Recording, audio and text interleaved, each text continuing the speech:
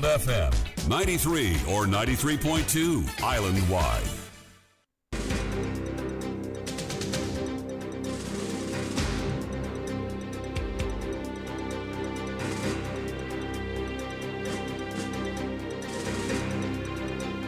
Good evening, I'm Atik Rumi, bring you the news on Gold FM.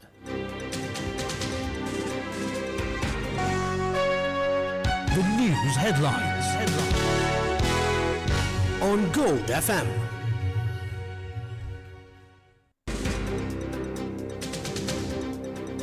In your headlines, IMF monitors Finance Ministry cyber breach. World Meteorological Department warns of a drought in South Asia.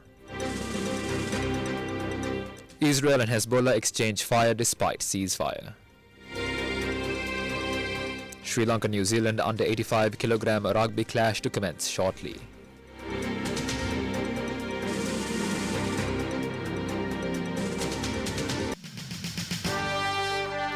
The top story on Gold FM.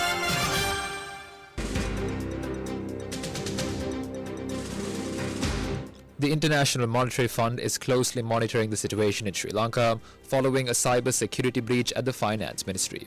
Officials confirmed that cyber criminals gained unauthorized access to the External Resources Department computer systems, and this breach resulted in the theft of $2.5 million. These funds were intended for debt repayment to Australia. An IMF spokesperson told Hiru, quote, "We are aware of the statement issued by Sri Lanka's Ministry of Finance confirming unauthorized access to the computer systems of ERD. We take note of this important development and are closely monitoring the situation," unquote. Amid this backdrop, Deputy Minister of Digital Economy Eranga Weeraratne stated that an international company has also come forward to help trace the party to which the money was transferred, and in the interest of clarity, we left their remarks undubbed. Digital කරණයේදී ඔය attacks කියන එක සාමාන්‍යයෙන් එන සිරිතක්. හැබැයි අපි ආයතනයක් විදිහට සේවකයන් දැනගන්න ඕන කොහොමද සුරක්ෂිතව ඩිජිටල් පද්ධති පාවිච්චි කරන්නේ. දාමර මේකේ පරීක්ෂණ කරගෙන යන ගමන් තියෙන්නේ. ගොඩක් වෙලාවට අපිට හිතෙනවා ආයතන ඇතුළේ ඉන්න පුද්ගලයන්ගේ සම්බන්ධයක් නැතුව වෙලා තියෙන කටයුත්තක්. ඕන් ඒක හරියට ඒකේ වෙනස අවබෝධ නොකර ගැනීම උඩ වෙච්ච ප්‍රශ්නයක් කියලා අපිට හැඟෙනවා. නමුත් පරීක්ෂණය තාම යනවා. අපි මොකක්ද වෙලා තියෙන්නේ කියන මේ වෙනකොට අවබෝධ කරගෙන තියෙනවා. ඒ අවබෝධයක යම්කිසි කාලයක් රහසිගතව තියාගන්න ඕන. මොකද අපි දන්නවා ඩිජිටල් ලෝකයේ සාක්ෂි මකා දමන්න උත්සාහ කරන පුරා ඒකාන්ත යම්කිසි සුරක්ෂිතභාවයක් තියාගන්න ඕන. මේ වගේම අන්තර්ජාතික සමාගමත් ඉදිරිපත් වෙලා තියෙනවා මේ මුදල් කොහෙද ගියේ කියන එක හරියට හොයලා දෙන්න. මේකට කොහොමද ඉදිරියේදී ඩිජිටල් ආර්ථික වැඩපිළිවෙල යන්නේ මේකට කොහොමද ක්‍රියාපිටියක් කියන බලන්න මේක අපි ගෙනල්ලා තියෙනවා මේ AI තාක්ෂණය පාවිච්චි කරන වගේ හොඳ සොෆ්ට්වෙයාර් ගෙනල්ලා තියෙනවා මේ පද්ධතිය වලට එන සයිබර් ප්‍රහාර කල්තියම අඳුනගන්න මේ වගේ ඊමේල් වගේ ගනුදෙනු වලදී වෙන ඔය ස්පෑම් වගේ දේවල් මැද ගන්න පුළුවන් මේ වගේ පද්ධති කනෙක්ට් වීම හරහා. Meanwhile, speaking to the media in Dambulla today, Chairman of the Parliament's Committee on Public Finance, Dr. Harsha De Silva, said that the Secretary to the Minister of Finance has been officially informed in writing to appear before the committee. මගේ කට කැල්ලක මං කිව්වා මේ කමිටියට ආපු වෙලාවේ කරුණාකරලා මේකට හරි පුද්ගලව පත් කරගන්න. හරි බලමුකෝ දැන් අපි මුදල් ඒකාන්ත ලියුමක් ලියලා තියෙන එන්නේ කියලා බලමුකෝ. දැන් කවුද ඒකට වග කියන්න ඕනේ එතකොට? වග කියන්න ඕනේ ආ වෙන කවුද? ඒක දැන් විශේෂාර ඉන්න ජනාධිපතිතුමාට ජනාධිපතිතුමා වග කියන්න බෑනේ ඉතින් මේ ඇතුළේ සේවකේ. ඉතින් ඒක තමයි ඕනම අමාත්‍යාංශයක ලේකම් තමයි අවසානයේ වග කියන්නේ. සාමාන්‍යයෙන් හැකර් වුණාම වෙන්නේ ඒගොල්ලෝ ගිහිල්ලා මේක අල්ලගෙන මොකක් හරි සාර යටකටු දෙකක් හරි බෝම්බයක් හරි මොකක් හරි දාලා කියනෝනේ අපි මේක අල්ලගත්තා කියලා. එහෙම එකක් වෙලා නැහැ මුදල් අමාත්‍යාංශය. මෙතන වෙලා තියෙන වෙන දෙයක්. අවසානයේදී පාර්ලිමේන්තුවේ තමයි මුදල් පිළිබඳ සම්පූර්ණ වගකීම තියෙන්නේ. මුදල් කාරක සභාව හරහා ඒකේ සභාපති හැටියට මම අපේ කමිටුවේ සියලුම සමාජිකයන්ට කතා කරලා තියෙන්නේ. මොවුව අපේ හැකි ඉක්මනට මොවුන පාර්ලිමේන්තුවට ගෙනල්ලා මොවුන්ට විස්තර කරන්න සිද්ධ වෙනවා පාර්ලිමේන්තුවේ. මොකද මේක ඇත්ත වශයෙන්ම විවස්ථානුකූලව පාර්ලිමේන්තුවට තියෙන වගකීම. Speaking to Hiru, meanwhile, lead information security engineer of Sri Lanka Computer Emergency Readiness Team, Charuka Damanupula, said that a forensic analysis on the system in question is ongoing and technical precautions have been recommended. The incident has drawn significant attention from international media. This comes amid reports that such a cyber breach could be the first of its kind recorded in the country's history.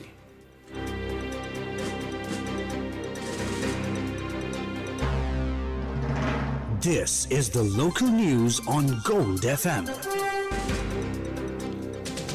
The central bank has also been accused of being linked to the incident where funds from the Treasury were stolen. The allegations were made by the Free Lawyers Association. In a special interview with Hiru, its chairman, President's Counsel Maitri Gunaratnam, along with former governor of the southern province Kirti Tennakon, said that facts related to the incident have not yet been presented before a court. In the interest of clarity, we refrain from dubbing their remarks.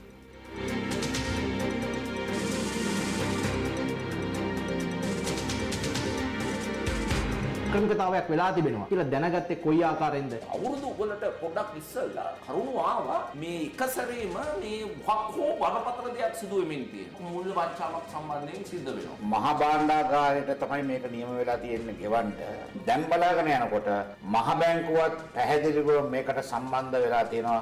මහා බැංකුවයි භාණ්ඩාගාරයයි දෙකම මේ වැඩේට සම්බන්ධයි කියන එක තමයි පැහැදිලි. ඒ මුදල්ලේ බැංකු ගිමන්ට යවන්න කටයුතු කරලා තියෙන්නේ මහා බැංකුවෙන් කියන එක තමයි අපිට දැනගන්න ලැබෙන්නේ. ගිණුම හදලා ණය අරගෙන ගිවිසුම් අත්සන් කරලා බැංකු ගිණුම් හදලා ඒ සියලුම දේවල් කොරස්පොන්ඩන්ස් යම් කාලයක් කරලා තියෙන්නේ ශ්‍රී ලංකා මහ බැංකුව. මහ බැංකුවේ නිලධාරීන් විසින් තමයි මේ ගිණුම විවෘත කරලා. ඒ විතරක් නෙමෙයි මේගොල්ලෝ මහ බැංකුවෙන් විමසලා තියෙනවා මේක ගෙවන්න දෙපා කියන එක. ඒතකොට ඒකට අනුමැතිය ලැබිලා තියෙනවා. මහ බැංකුව තාම එක වචනයක් කියන්නේ නැහැ භාණ්ඩාගාරයේ ස්කෑම් එකකට අහුවෙලා තියෙනවා. මුදල් ලේකම් කියනවා හැක් කරලා කියලා. හැක් කරපු එක ගැන කතා කරන්න ඕනේ. මහ බැංකුව කටවාගෙන ඉන්නවා. හර්ෂම සූර්යපෙරුම් මහත්මයා මුදල මන්ත්‍යාංශයේ ලේකම්වරයා පැහැදිලිවම කියනවා මේක සයිබර් ප්‍රහාරයක්. මේක හැකර්වරුන් තමයි කරලා තියෙන්නේ කියලා. ඒක ඒ බොරුව. හැකර් කෙනෙක් මොකද කරන්නේ? ඒ account එකට ඇවිල්ලා තියෙන සල්ලි ටික අරගෙන යන එක තමයි හැකර් කරන්නේ. මේක ලියුමක් ඇවිල්ලා තියෙනවා මේ මුදල් ගෙවන්න ඕනේ කියලා. ඒ ලියුම අනුව තමයි කටයුතු කරලා තියෙන්නේ. ඒ ලියුමට තමයි අනුමැතිය අරන් තියෙන්නේ. ඒ ලියුම තිබිච්ච ටෙලිෆෝන් නම්බරයට කතා කරලා අහලා දෙනවා මේ බැංක් account නම්බරේ හරිද කියලා. ඒ හරි කියලා කිව්වට පස්සේ තමයි සල්ලි ටික ට්‍රාන්ස්ෆර් කරලා දෙන්නේ. එතකොට ඒක හැකර් වෙන්න බෑනේ. මේක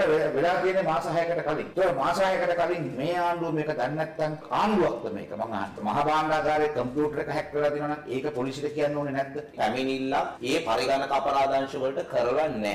මේ කතාව බොරු. එහෙම එකක් වෙලා නැහැ. මේක වංචාවක්ද? පැහැදිලිවම වංචාවක්. කවුද මේ වංචාවට සම්බන්ධ? භාණ්ඩාගාරයේ ලේකම්තුමා සම්බන්ධයි, අනුමැතිය දීපු නිලධාරීන් සම්බන්ධයි, ඒ වගේම අමාත්‍යතුමාත් මේකට සම්බන්ධ වෙනවා. මොකද එයා තමයි අමාත්‍යතුමා. මහත්මයා කියන්නේ රටේ ජනාධිපති. මේ විමර්ශනය කරන්නේ මේක සීරියස් කේස් එකක්. CID එක ගැන විශ්වාසයක් නැහැ. ශානිය අබේසේකරලා වගේ පක්ෂේ සමාජිකයෝ දාලා CID එක විනාශ කරලා තියෙනවා. ජනමාධ්‍ය බය කරගෙන යන්න හදනවා. ඉතින් මේගොල්ලෝ මේ රට පාලනය කරන්නද හදන්නේ අද වෙනම ක්‍රමයකට පාලනය කරගෙන යන්න හදන්නේ. ඒ නිසා තමයි අපි කියන්නේ මේක සාධාරණ පරීක්ෂණයක් කරන්න ඕන නම් කවදාවත් මේගොල්ලෝ තියාගෙන ඔබතුමල්ලා ෆ්‍රීලෝය සංවිධානයේ හැටියට සාධාරණ පරීක්ෂණයක් මෙතන වෙන්නේ නැහැ කියලාද කියන්නේ? පැහැදිලි මෙතන පරීක්ෂණයක් නැහැ. කොහාටද මෙසල් ඇත්තටම ගිහිලා තියෙන්නේ? මේක ගිහිල්ලා තියෙන්නේ දන්න තරමින් දැනට USA වලට ගිහිල්ලා තියෙනවා. ඇමරිකාවට ගිහිල්ලා තියෙනවා. මේ නැවත මුදල් ගේන්නට ඕනේ. ඒක කරන්න පුළුවන්ද? උගන්ඩාවේ සල්ලි දැන් ගේන්න මැතිබන්නේ මාස 16ක්. උගන්ඩාවේ සල්ලි දැන් නැහැ කියලා කිව්වනේ. ආන්නේ ඒකම තමයි මේකට වෙන්නේ. දැනටත් අපේ රටේ මහ භාණ්ඩාගාරයේ තියෙන මුදල්, ඒ මුදල් සුරක්ෂිත පැහැදිලිවම සුරක්ෂිත නැහැ. An El Niño event will likely emerge between May and July this year, and this could result in a possible drought in South Asia, of which Sri Lanka is also a part. In its latest monthly global seasonal climate update, the organization warned that rapidly rising sea surface temperatures signal a return of these conditions, which typically alter worldwide weather cycles. Meteorologists anticipate a nearly global dominance of above normal land temperatures throughout the coming months. Addressing the media, WMO spokesperson Claire Nullis commented on the impact of El Niño. World Meteorological Organization has issued an update saying that an El Niño event is expected to develop from mid-2026. As we know, El Niño has a major impact on rainfall patterns, on temperature patterns, and tends to increase global temperatures. Head of Climate Prediction at the World Meteorological Department, Wilfran Mofoma Okia, highlighted the regions that will be affected by the drought. In general, with El Niño, we tend to see in some part of the world some excessive rainfall. For example, the Greater Horn of Africa, the southern part of South America, Argentina. And on the contrary, we also have large region where we see drought condition. An example could be a large part of Australia, Indonesia, Southeast Asia. What we are saying is that the El Niño is likely to happen, and this event will be strong. Further, the WMO's latest monthly global seasonal climate update noted that drought is possible in parts of southern Asia as well. Meanwhile, on the 28th of April, the South Asian Climate Outlook Forum is expected to issue its forecast for the South Asian southwest monsoon.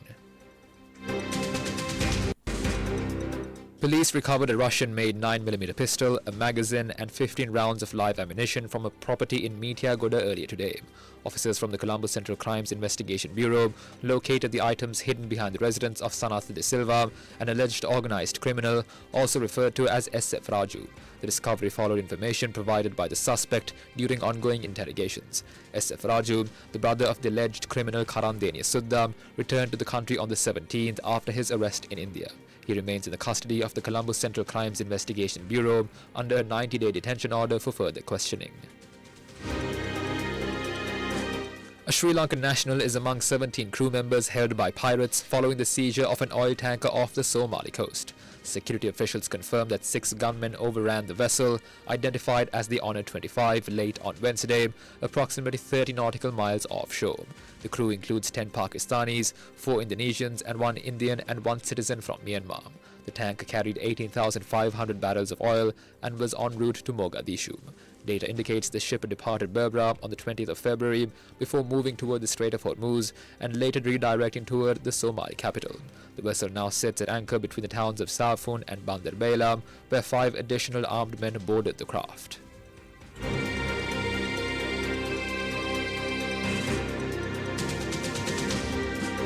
Now for some news in brief. The first phase of the Maradana railway station renovation was completed and opened to passengers today. The business news on Gold FM. Porsche is to sell its entire stake in the hypercar manufacturer Bugatti Rimac to a consortium led by the US investment firm HOF Capital. The move follows a significant decline in Porsche's operating profit, which fell 93% last year. Under the new leadership of Chief Executive Michael Leiters, the company seeks to reduce costs and refocus on its core brand. The consortium includes Blue 5 Capital, an Abu Dhabi incorporated firm linked to Egypt's billionaire Sawiris family. While specific financial details remain undisclosed, industry sources value the Bugatti Rimac joint venture at more than $1 billion.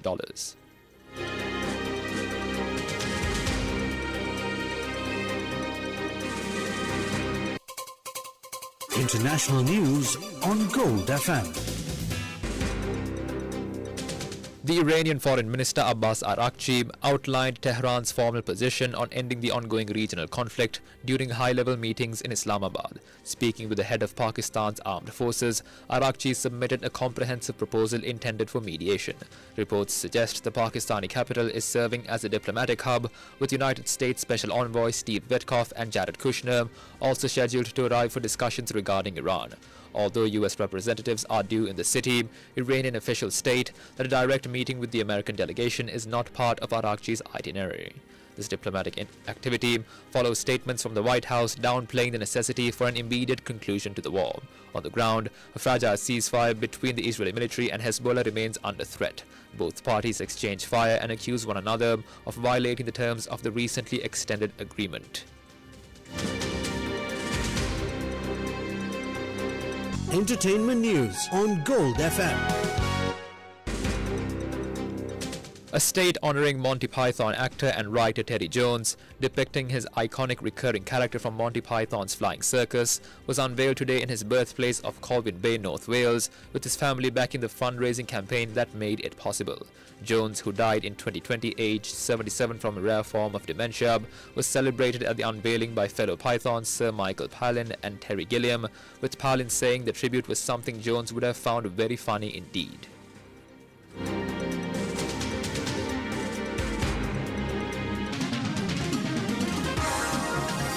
Sports news on Gold FM.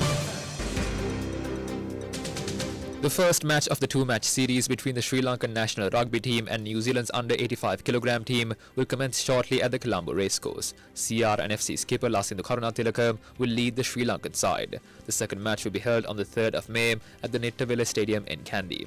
Hiru Media Network, including Hiru FM and Sun FM, serves as the official radio broadcaster for the tournament.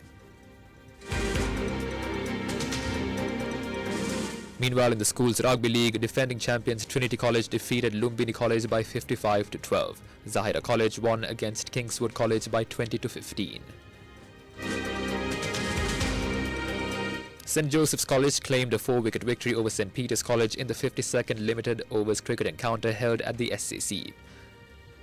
St. Peter's College batted first, posting a total of 231 for the loss of 9 wickets in their allotted 50 overs. In response, St. Joseph's College reached the target in 41.5 overs, finishing on 233 for 6. That's it for the news. I'm Atik Rumi. Have a great evening.